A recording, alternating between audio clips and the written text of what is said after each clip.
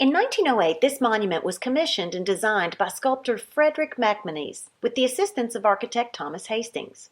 It wasn't completed until 14 years later.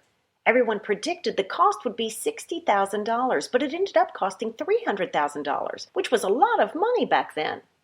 So why would anyone commission a monument of this quality to a world-class Beaux-Arts sculptor?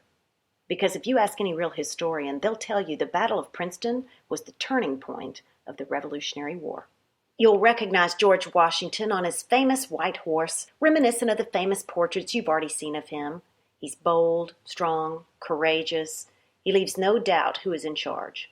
General Hugh Mercer is depicted as wounded to the left of George Washington. Now, George Washington and Hugh Mercer were dear friends. They had fought together prior to the Revolutionary War, so Mercer was a trusted advisor to George Washington.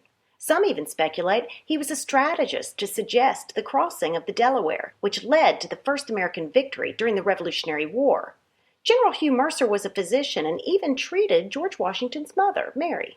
The two belonged to the same Masonic lodge, and when George Washington's childhood home was available for purchase, it was General Mercer who became the owner.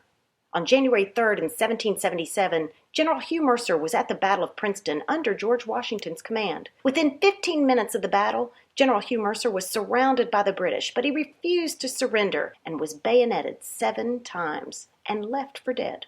Several days later, he would finally die inside a nearby farmhouse, which became the field hospital for both American soldiers and British.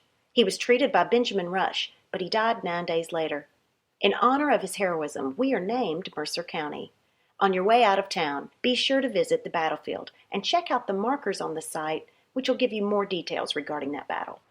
Be sure to look at the bell near this monument. This bell was on the ship, the USS Princeton, and it was actually commanded by a guy named Richard Stockton, who grew up here in Princeton. He was born in 1795 inside Morven, the White House you're about to go visit. He was a United States Senator, a naval commodore. In fact, he actually helped capture California during the Mexican-American War, and he was the first naval officer to act against slave trade, even captured several slave ships. Clearly, this guy was a visionary risk-taker. The ship was armed with 2 long 225-pound iron guns, and one was called the Peacemaker. On February 28, 1844, the steamer departed from Virginia, headed to Washington, D.C. on what they called a pleasure and demonstration cruise. Down south, we call that a booze cruise. Whatever you want to call it, 400 guests are going to go down the Potomac with President John Tyler, his entire cabinet, and former First Lady Dolly Madison. The gun was ceremoniously fired several times in the afternoon to the great delight of the onlookers. Afterwards, they filed downstairs to offer a toast. Several hours later, Stockton was convinced by the crowd to fire just one more shot. The second firing did not go so well. It injured 20 people and instantly killed secretaries of state, a captain, an ambassador, and Colonel David Gardner, who had come to the event with his daughter, Julia. Thank goodness President Tyler was unharmed. My favorite part of the story?